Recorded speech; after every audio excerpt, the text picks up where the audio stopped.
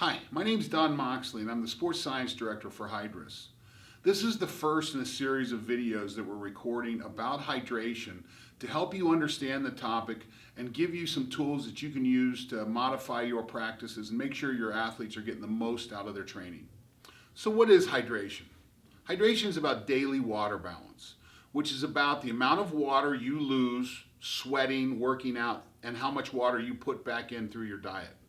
Now it's important to note that water is an essential nutrient, so it has to be part of your dietary plan.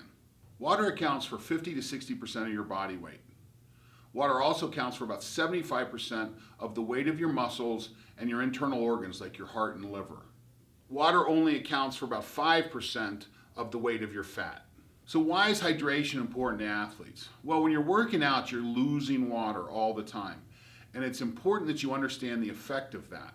Well, sweating is your body's way of helping maintain the heat balance in your body. The reason we lose so much water is because our bodies are relatively inefficient in producing energy. When you start working out, for every calorie of energy that you produce for movement, you produce 4 calories of heat that the body's got to manage. The body works hard to maintain a steady core temperature.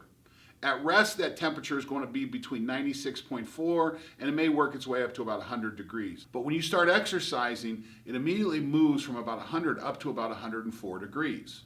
And if the heat is created in the muscle during exercise and it's not removed, it will begin to break down the muscle protein fiber.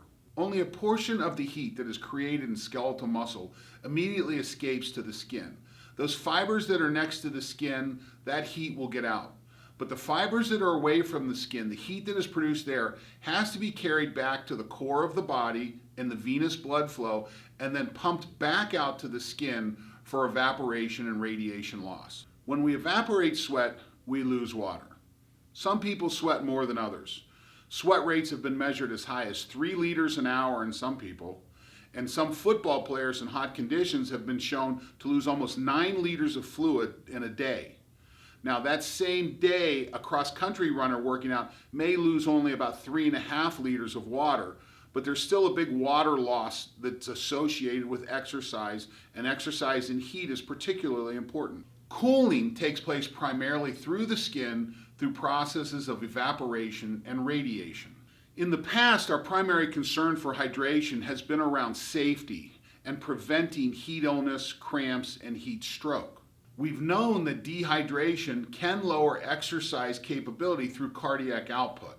But what we're beginning to understand is how dehydration will affect performance by promoting fatigue long before you ever get thirsty. This video series will explore hydration and along the way give you some tools that you can use to plan your practices more effectively and make sure your athletes are getting everything they can out of their training.